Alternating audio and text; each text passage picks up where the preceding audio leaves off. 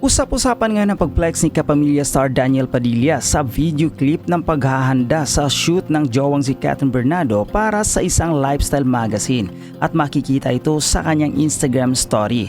Tila subtitle way daw ito na pinabubulaanan niya ang mga kumakalat na sitsit na hiwalay na sila ni Catherine. Ayon naman sa Fashion Police, nag-react din si Daniel sa ilang fans na nagsasabing ang ganda ng girlfriend niya at sinupalpal niya ang fake news peddlers na nagpapakalat ng maling balita tungkol sa kanilang dalawa. Matatandaang ang nagchikang baka hiwalay na raw ang dalawa ay ang showbiz columnist talent manager na si OG Diaz.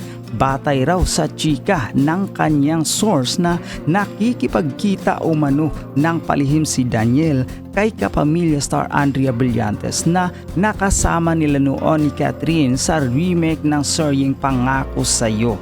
Nag-trend sa X ang OG Diaz fake news peddlers at kinuyog ng fans ng Katniel at Blight si OG. Bilang tugon, nagpakawala naman ng ex post si OG. Batay naman sa kanyang Instagram story ay tila wapak kills daw rito si DJ. Samantala, nagbigay na rin ng pahayag si showbiz columnist OG Diaz matapos niyang ibalita ang tungkol sa isyong kinasasangkutan umano ng mga kapamilya star na si Daniel Padilla, Catherine Bernardo at Andrea Brillantes. Sa isang episode ng Showbiz Update noong Biyernes, sumagot na si OG sa mga bashers na nagsasabing fake news peddlers daw siya. Nilinaw niya na wala naman umano siyang masamang intensyon sa pagbabalita tungkol sa isyu ni na Daniel, Catherine at Andrea. Sa katunayan, hinihiling umano niya na sana ay hindi nga totoong hiwalay na ang Katniel. Matatandaan kasing chinika ni OG kamakailan na nagkikita umano ng palihim sina Daniel at Andrea ayon sa kanyang source. Bago pa man ito, nauna na ring ibinalita ni OG sa isa ring episode ng kanyang vlog na hindi raw bet ni Catherine na makatrabaho si Andrea dahil nga sobrang crush o mano ng huli ang jowa nitong si Daniel. Katakot-takot na pambabatikos tuloy ang natanggap ni OG at sinasabihan pa umano siyang fake news peddlers. Pati ang Star Magic na talent agency ng tatlong artista sangkot ay hindi nakaligtas. Kinalampag din sila ng fans para magsalita at pabulaanan ang nasabing issue. Bagamat wala pang opisyal na tugon, reaksyon o pahayag ang tatlong artistang pinuntirya ng isyong ito, nagbahagi ng makahulugang larawan si Daniel sa kanyang Instagram story. Ilang araw matapos ito, proud niya ring i-flex ang jowang si Catherine na naitampok sa isang lifestyle magazine.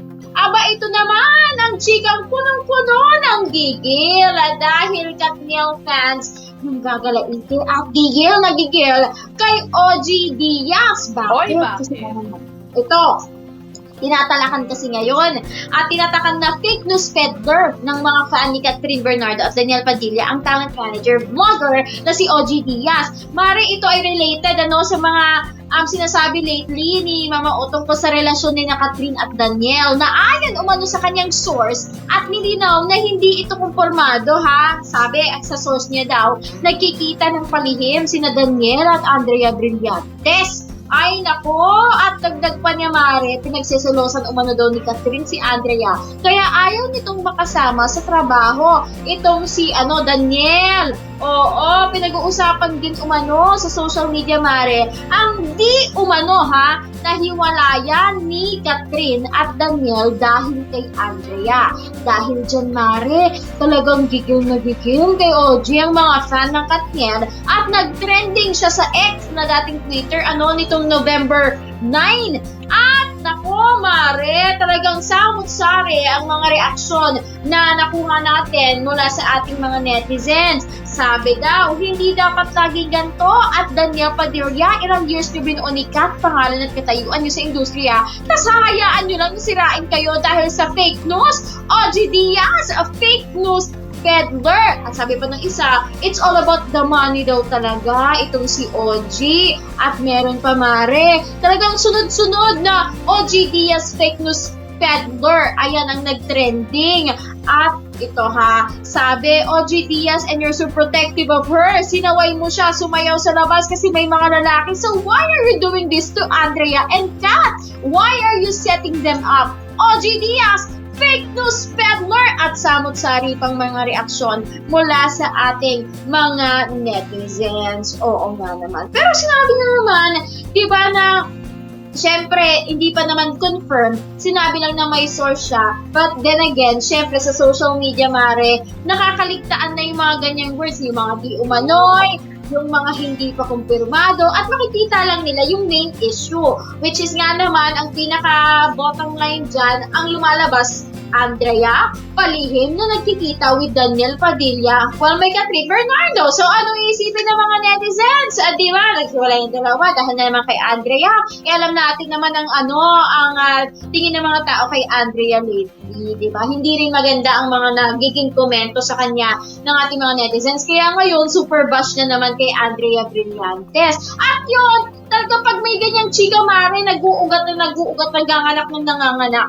Hanggang nabuo na nga ang ganong imahe na naghiwalay ang Catherine, Daniel, dahil kay Andrea. Anong say mo dyan, Mare? Alam mo, Mare, parang feeling ko ito pinaiingay lang kasi di ba magkapatid itong si Andrea Brillantes at itong si Daniel Padilla doon sa pinag nila dati na pangako sa'yo. So yung actually, may mga kumakalat sa TikTok, to be specific, na mga videos na itong si Andrea kasama itong si Daniel. Actually, nahalikan pa nga ni Daniel itong si Andrea. Pero yung mga clips na yun, Mare, kuha doon sa teleserye nilang Pangako Sa'yo. Alam nyo, ewan ko parang feeling ko, wala naman siguro, parang hindi ako naniniwala sa kumakalat na issue with Andrea and Daniel. Parang hindi siya totoo. Diba? Yes. Ayun nga, Mare, more likely hindi naman talaga totoo. It's just that pag meron kasing nagsastart na ganung na ganung chika, again, nanganganak siya ng nanganganak. At doon na nagkakaroon ng napakarami samot-saring mga fake news na naman talaga. Well, mga clickbait. Alam ko na, Mare, na talagang nakakasira ng imahe ditong mga artista na to. Pero syempre, ayun nga, sa susunod, syempre, abangan natin kung anong magiging statement ni Catherine at ni Daniel tungkol dyan, sa sinasabing hiwalay at di pagkakaunawaan. At meron pang Andrea na talagang pumapasok sa imahe. So, alamin natin yan, mga ka-Teletalk.